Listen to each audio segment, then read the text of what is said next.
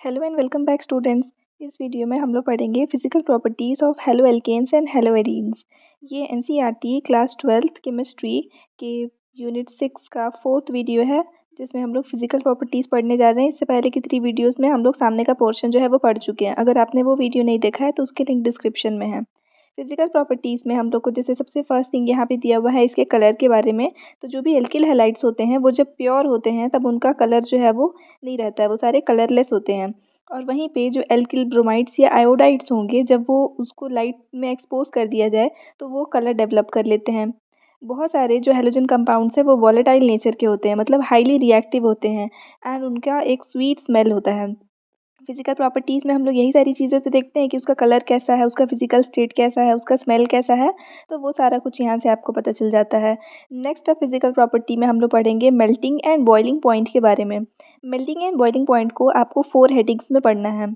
First heading यहाँ पे हो जाएगा जब हम लोग किसी भी हेलो एल्केन या हेलो एरीन को अपने ही कंपैरेबल साइज़ के हाइड्रोकार्बन के साथ में उसके मेल्टिंग और बॉइलिंग पॉइंट को कंपेयर करें।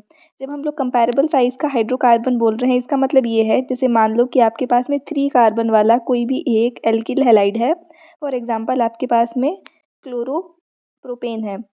क्लोरोप्रोपेन का अगर कॉरेस्पॉन्डिंग साइज़ का हाइड्रोकार्बन बोलूँ तो वो है प्रोपेन। प्रोपेन का ही एक हाइड्रोजन हम लोग सब्स्टिट्यूट करके क्लोरोप्रोपेन बनाए हैं। तो अब इसी प्रोपेन से हम लोग को इसका जो बॉइलिंग पॉइंट है वो कंपेयर करना है। तो जब हम लोग किसी भी क्लोराइड, ब्रोमाइड या आयोडाइड, एल्किल क्लोराइड, ब्रोमाइड या आयोडाइड का बॉइलिंग पॉइंट उसके कंपैरेबल साइज़ के हाइड्रोकार्बन से करते हैं, तो इनका जो बॉइलिंग पॉइंट है वो इस हाइड्रोकार्बन के कंपैरिजन में थोड़ा हाई होता है। तो फर्स्ट थिंग आप देख लिए कि जब उसी की सेम साइज़ का हाइड्रोकार्बन है तो उसके कंपैरिजन में क्या हो जाएगा, हाई हो जाएगा। अब ये हाई होने का रीज़न क्या है? तो हम लोग को पता है कि इससे पहले हम लोग पढ़ चुके हैं कि जो एल्किल हैलाइड होता है उसमें कार्बन और हैलोजन के बीच का जो बॉन्ड होता है वो स्लाइटली पोलर नेचर का होता है। और इसी पोलैरिटी के ही वजह से क्या होगा कि इनका जो बॉन्ड है वो कैसा हो जाएगा, या इनके बीच का जो फोर्स ऑफ अट्रैक्शन है वो कैसा होगा, स्ट्रॉन्ग हो जाएगा। तो फोर्स ऑफ अट्रैक्शन अगर स्ट्रॉन्ग है और बॉईल कर रहे हैं तो वो फोर्स को ब्रेक करके उसको आगे जाना है ना, तो बॉईल होने में उसको ज़्यादा एनर्जी लगेगा, इसलिए इसका बॉइलिंग पॉइंट जो है वो ज़्यादा होता है। नेक्स्ट अब हम लोग देखेंगे कि जो एल्किल हैलाइड है वो 2 पार्ट होता है, उसमें एक तो एल्किल वाला पार्ट होता है और एक हैलोजन वाला पार्ट होता है। तो इनमें से ये जो हैलोजन वाला पार्ट है, अगर ये हैलोजन वाला पार्ट चेंज होता जाए तो उसके साथ साथ इसका बॉइलिंग पॉइंट कैसे कैसे चेंज होता है। तो जैसे यहाँ पे दिया हुआ है ये ऑर्डर ऑफ रिएक्टिविटी टुवर्ड्स, मतलब ऑर्डर ऑफ बॉइलिंग पॉइंट दिया हुआ है। इसमें क्या दिख रहा है आपको कि आयोडीन जो है, एल्किल आयोडाइड, उसका बॉइलिंग पॉइंट ज़्यादा है, ब्रोमाइड का कम है, क्लोराइड का उससे कम है, फ्लोराइड का और कम है। यानी कि जैसे जैसे हैलोजन एटम का जो साइज़ है वो डिक्रीज़ होते जा रहा है, वैसे वैसे उसका बॉइलिंग पॉइंट भी डिक्रीज़ हो रहा है।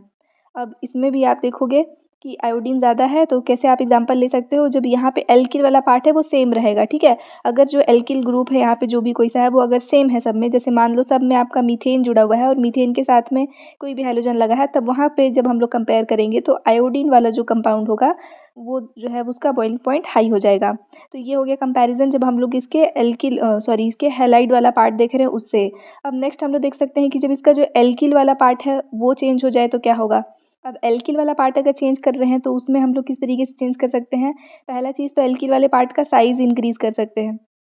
साइज़ कैसे इंक्रीज़ कर सकते हैं, जैसे कि एक है 2 कार्बन वाला, एक 3 कार्बन वाला, एक 4 कार्बन वाला, वैसे करके कंपेयर कर सकते हैं। तब बॉइलिंग पॉइंट देखो यहाँ पे ये सिंगल कार्बन वाला है, ये डबल कार्बन वाला है, ये ट्रिपल कार्बन वाला है। तो सिंगल कार्बन वाले का बॉइलिंग पॉइंट आपको यहाँ तक दिख रहा है, ये 2 कार्बन, ये 3 कार्बन। तो ग्राफ ऐसे आपको दिख रहा है ना, मतलब जैसे जैसे हम लोग number of carbon atoms increase कर रहे हैं, यानी कि size of alkyl group increase कर रहे हैं, वैसे वैसे बॉइलिंग पॉइंट इंक्रीज़ हो रहा है। और सेम वही चीज़ यहाँ पे भी था, साइज़ ऑफ हैलोजन ग्रुप, जो हम लोग हैलाइड वाला ग्रुप का साइज़ जब इंक्रीज़ कर रहे थे तो भी बॉइलिंग पॉइंट इंक्रीज़ हो रहा था। तो याद करना ईजी हो जाएगा ये चीज़। तो नेक्स्ट है, अब जब हम लोग ब्रांचिंग इंक्रीज़ कर देते हैं इसी एल्किल वाले पार्ट में, जो एल्किल पार्ट है वो जैसे ये नॉर्मल है, ब्रोमो ब्यूटेन, एन ब्यूटेन बोलेंगे क्योंकि नॉर्मल है, यहाँ पे कोई ब्रांचिंग नहीं है। यहाँ पे दिख रहा है आपको, ये ब्रोमीन जिस कार्बन से अटैच था वो कैसा कार्बन था, प्राइमरी नेचर का था। अब ये ब्रोमीन जिस कार्बन के साथ अटैच है वो सेकेंडरी नेचर का है। और ये वाला ब्रोमीन जिस कार्बन के साथ अटैच्ड है, ये कार्बन जो है वो टर्शियरी नेचर का है। तो जब हम लोग नेचर उसका प्राइमरी, सेकेंडरी, टर्शियरी देख रहे हैं, यानी कि ब्रांचिंग इस डायरेक्शन में जब इंक्रीज़ हो रहा है, तो ब्रांचिंग इंक्रीज़ होने के साथ साथ में आपको यहाँ पे क्लियर दिख रहा होगा कि जो बॉइलिंग पॉइंट है वो डिक्रीज़ होते जा रहा है। तो ब्रांचिंग इंक्रीज़ होने से बॉइलिंग पॉइंट डिक्रीज़ होता है। अब अगर हम लोग हेलो एरीन्स की बात करें तो एरीन्स में हम लोग देख सकते हैं कि इस टाइप के सब्स्टिट्यूटेड उसके प्रोडक्ट्स रहते हैं, या तो वो जैसे नॉर्मल है क्लोरोबेंजीन था, अब उस क्लोरोबेंजीन में आप एक और क्लोरो ग्रुप अटैच किए हैं, तो एक बार ऑर्थो पोजीशन पे है, एक बार मेटा पोजीशन पे है, एक बार पैरा पोजीशन पे है। अब यहाँ पे आपको कोई एक बहुत सिंपल सा ऐसा ट्रेंड देखने नहीं मिलेगा, रेगुलर ऐसा कुछ रेगुलरिटी में इंक्रीज़ या डिक्रीज़ नहीं हो रहा है। बॉइलिंग पॉइंट आप यहाँ देखो 453 है, ये 446 और ये 448, ये दोनों जो रेंज है वो ऑलमोस्ट सिमिलर है, दिख रहा है लगभग सेम है। यानी कि जो ऑर्थो सब्स्टिट्यूटेड प्रोडक्ट है उसका बॉइलिंग पॉइंट जो है वो बाकी दोनों के कंपैरिजन में हाई होता है।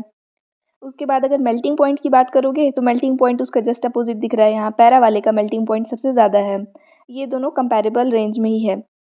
अब डेंसिटी की बात करें अगर, तो डेंसिटी में आपको दिख रहा है यहाँ पे डेंसिटी क्या होगा, ऑब्वियसली जैसे जैसे साइज़ बड़ा होगा वैसे वैसे डेंसिटी बढ़ जाएगा। तो अगर हम लोग एल्किल वाले, क्योंकि एल्किल हैलाइड हेलो एल्केन या हेलो एरीन की बात कर रहे हैं, तो दो पार्ट है, हमेशा बार बार वही चीज़ आएगा कि इसका दो पार्ट है, एक एल्किल वाला पार्ट है और एक हैलाइड वाला पार्ट है। तो एल्किल वाले पार्ट का साइज़ अगर इंक्रीज़ होगा तो भी डेंसिटी इंक्रीज़ हो जाएगा, और अगर ये हैलाइड वाला जो पार्ट है इसका साइज़ अगर इंक्रीज़ होगा तो भी इसका डेंसिटी इंक्रीज़ हो जाता है।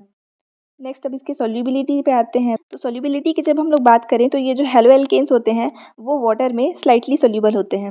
अब स्लाइटली सॉल्युबल हैं मतलब इनको अगर वाटर में आपको डिज़ोल्व करना है ना, तो आपको और ज़्यादा एनर्जी चाहिए, ज़्यादा एनर्जी लगता है इनको डिज़ोल्व होने में। अब उसका रीज़न क्या है, तो जो हेलो एल्केन्स होते हैं उनके जो मॉलिक्यूल्स होते हैं ना, उनके बीच में strong force of attraction present है। क्यों? क्योंकि वो पोलर नेचर के हैं। तो स्ट्रॉन्ग फोर्स ऑफ अट्रैक्शन के वजह से यहाँ पे जो हाइड्रोजन बॉन्ड है उसको ब्रेक करने के लिए ज़्यादा एनर्जी का रिक्वायरमेंट होता है, और इसीलिए ये क्या है, वाटर में स्लाइटली सॉल्युबल होते हैं। तो यहाँ तक हो गया कंप्लीट आपका सारा फिजिकल प्रॉपर्टी। इसके बाद नेक्स्ट अब इसके केमिकल रिएक्शंस को देखेंगे, तो ये चीज़ हम लोग नेक्स्ट वीडियो से पढ़ेंगे। आई होप यहाँ तक आपको ये वीडियो समझ में आया होगा। Thanks for watching. अगर इस लेसन के बाकी वीडियोस नहीं देखे हैं तो अब वो आप यहाँ पे क्लिक करके देख सकते हैं।